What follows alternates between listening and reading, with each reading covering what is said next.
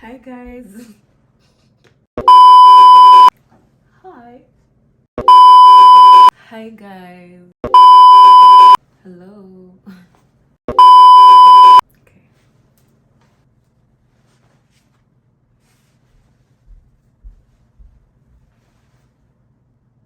Hi guys.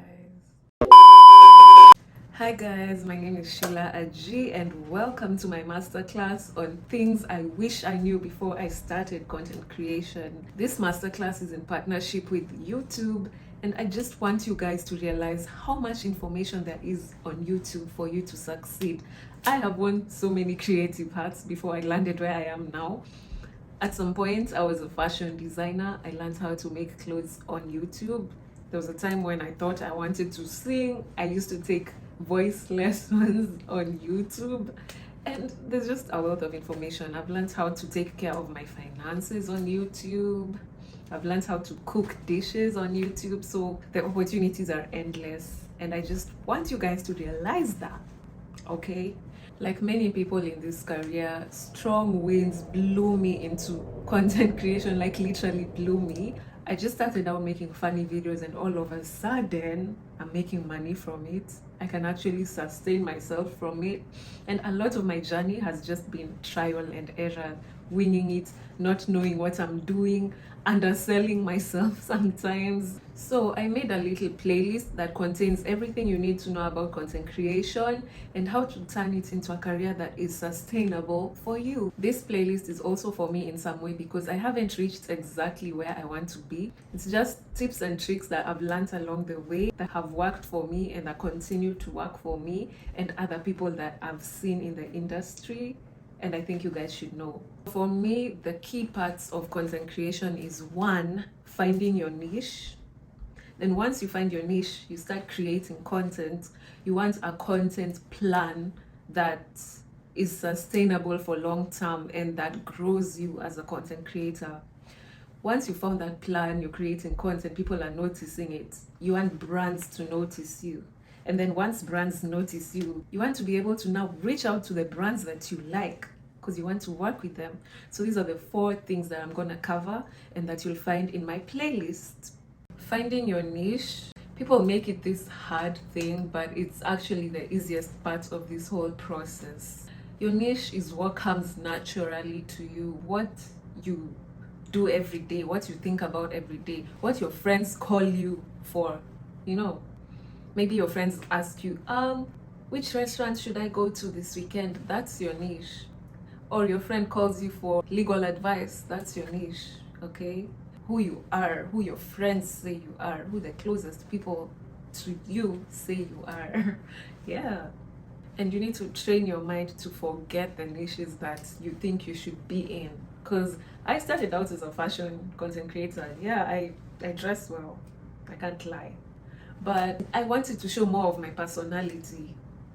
The personality that 2 or 3 of my friends have seen that I feel like the world is missing out on. That's why I became a content creator. And when I started making more content that shows my personality, that's when I started doing well. Because people can tell that, yeah, she's authentic, And another thing, it should be something that you can do over and over again without getting paid, because again, in the beginning of content creation, you're not getting paid. So it has to be something you're passionate about. If you're a finance pro, right now, you can think of 10 videos in finance that you could make right now. That's your niche. Forget the traditional niches. I have seen lawyers making content, doctors making content, nurses, therapists, and they're all making good money out of it. So you don't have to be a travel enthusiast and then you're forcing yourself to go to places when you know that's not who you are. No, just do what comes naturally to you. Yeah, that's finding your niche. When it comes to creating a sustainable content and growth plan, the secret is to have a repeatable formula, okay? Don't do one thing today and then another thing tomorrow. I mean, you can still get successful doing that. You'll just be making it super hard for yourself. If you look at the most successful creators who've built a name, they have a repeatable format. And this can be anything from the way that you talk to maybe something that you wear in your videos, Maybe you say one thing over and over again, like, hi, bestie. Maybe you're always like telling jokes of a certain kind, like myself. There has to be a repeatable format. And this makes people know you for that one thing. Look at Elsa. She was just eating crisps, wearing sunglasses, eating crisps. And that's what she got known for. Having a repeatable format is very important. And it's especially important when you have creative block. It's very important when you need to stay consistent. People are always asking me, Sheila, how do you stay consistent? This is a secret to staying consistent. You already know what your format is. All you need to do is now just think of the idea. And once you have the format, that takes away like a big chunk of the workload. All you have to think is, what am I talking about today? And if you completely lack something to talk about, you can just look at what's trending.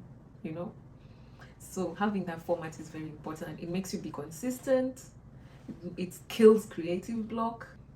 And I think this is one of the like mind-blowing things I learned in content creation. I just thought I could pick up my phone and do anything, but I realized that the power comes in having one thing that you're known for and you repeat it. You're not repeating the same thing over and over. You're repeating one aspect of your videos over and over, while at the same time giving people something different each time.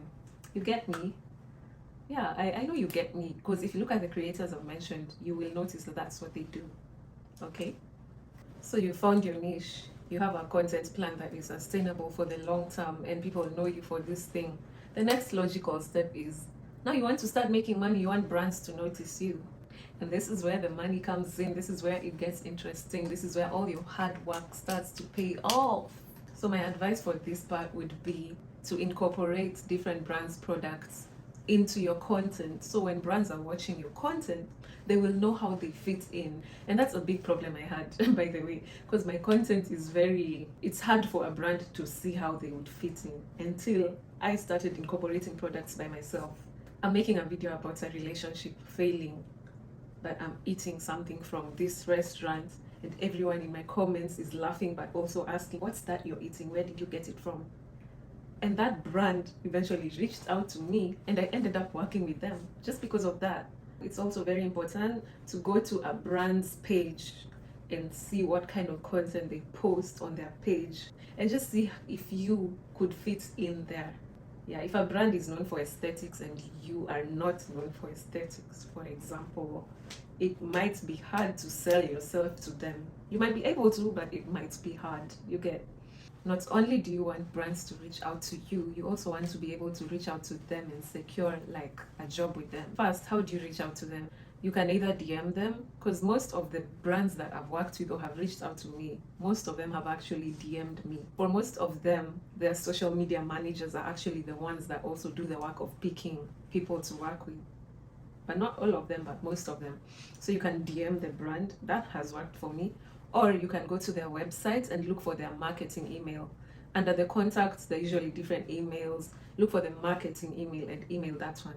So those are the two ways I would reach out to a brand. What are you telling them?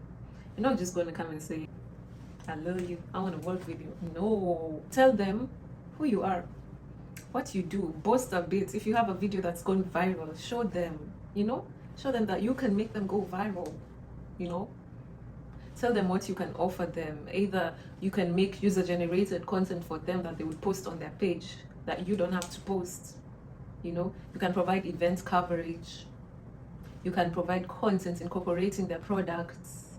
There's so many things you can do for a brand. I've made content for so many brands that I didn't even have to post on my page. They just wanted something to post on their page. I've met influencers who go and manage a whole brand's social media page and they're paid very well for that. There's so much you can do for a brand. It's not only like influencing. So yeah, tell them everything you can do for them. And also it's very important to mention why you love their brand and why their brand needs you. How can you communicate their brand in a way that no one else can? What new perspective are you bringing? Are you bringing a humorous perspective to a brand that you think is too serious? Are you bringing storytelling skills? Are you bringing like quality content, like eye-catching content? What are you bringing? Why do they need you? And that brings me to the end of my list of things I wish I knew before I was a content creator. I'm making a playlist that has videos that go in-depth. I haven't even gone in-depth. This playlist goes way inside these topics, tells you what exactly you need to do. And let's all get this money. Learn on YouTube. YouTube is a resource for you. There's so much you can learn. And I challenge you today, before you go asking someone a question, because people are busy, number one. People are also rude and mean and they don't want to share knowledge. Look it up on YouTube first. Chances are you'll find it and it will be explained even better than that person would have explained it to you. You don't have to go and be embarrassed in someone's DMs when they leave you on red. And that was me, Sheila G. And by the way, the playlist is linked down below. I hope you guys enjoy it. I hope to see more of you coming into this amazing, amazing, amazing space. Bye.